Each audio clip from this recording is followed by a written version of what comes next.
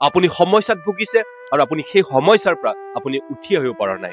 আৰু সকলো মানুহে এবাৰ নহয় এবাৰ সমস্যাত ভোগে, ডিফিকাল্টিজ আহে আমাৰ জীৱনত।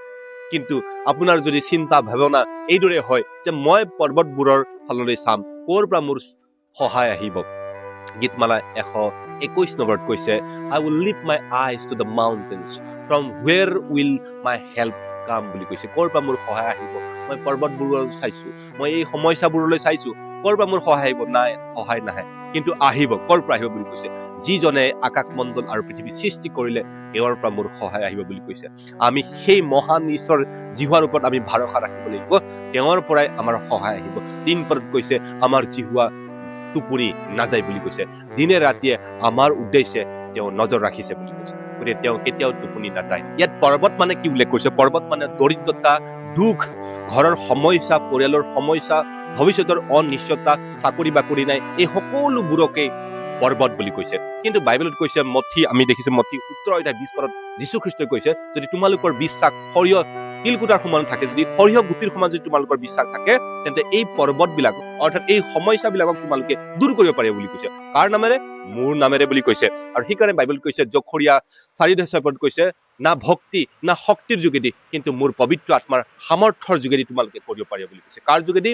পবিত্ৰ আত্মাৰ সামৰ্থ্যৰ যোগেদি আমি এই সকলোবোৰ পাহাৰক দূৰ কৰিব পাৰিম বুলি কৈছে। এই পাহাৰ হাত জায়গা কেনেকৈ হাতিব?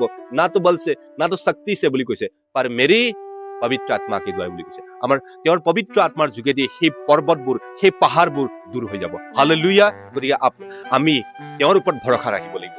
বাইবেলে কৈছে, মানুহৰ ওপৰত ভৰসা ৰখাতকৈ ঈশ্বৰৰ ওপৰত ভৰসা ৰখাই ভাল বুলি কৈছে। কিয় বুলি কৈছে? কিয় ঈশ্বৰৰ ওপৰত ভৰসা ৰখাই ভাল? কাৰণ মানুহ আজি আছে, কালি নাই। মানুহে আজি আপোনাক হেল্প কৰিব পাৰে, কিন্তু কালি সেই মানুহজনে নিজেই সমস্যাত পৰিব পাৰে। গতিকে সকলো মানুহে সকলো সময়ত আমাক সহায় কৰিব নোৱাৰে। গতিকে আমি মানুহৰ ওপৰত ভৰসা ৰখাতকৈ আমি সেই মহান ঈশ্বৰৰ ওপৰত ভৰসা ৰাখিব লাগিব। যিজন মানুহে আপোনাক ভাল পায়, সেইজন মানুহে আপোনাক কিয় ভাল পাইছে? কাৰণ তেওঁৰ মনত ঈশ্বৰে যোগাই দিছে, আপোনাৰ প্ৰতি কিবা এটা ভাল কাম কৰিবৰ কাৰণে ঈশ্বৰে তেওঁৰ মনত যোগাই দিছে। আৰু ঈশ্বৰেহে এইটো কৰিছে, সেই মানুহজনে কৰা নাই। গতিকে ভাল কামবোৰ সকলোবোৰ ওপৰৰ পৰা আহে বুলি কৈছে। গতিকে আপোনাৰ জীৱনত যদি ভাল ভাল কামবিলাক হৈ থাকিব লাগে, তেন্তে ঈশ্বৰৰ ওপৰত আপুনি ভৰসা ৰাখিব লাগিব।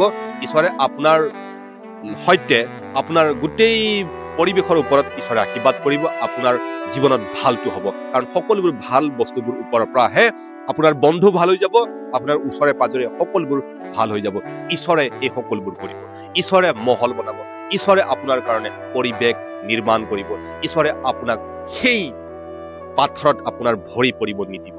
হালেলুয়া। ঈশ্বৰে আপোনাক আশীৰ্বাদ কৰক, আপুনি বিশ্বাস কৰক, আপুনি আগবাঢ়িব। হালেলুয়া, আমেন।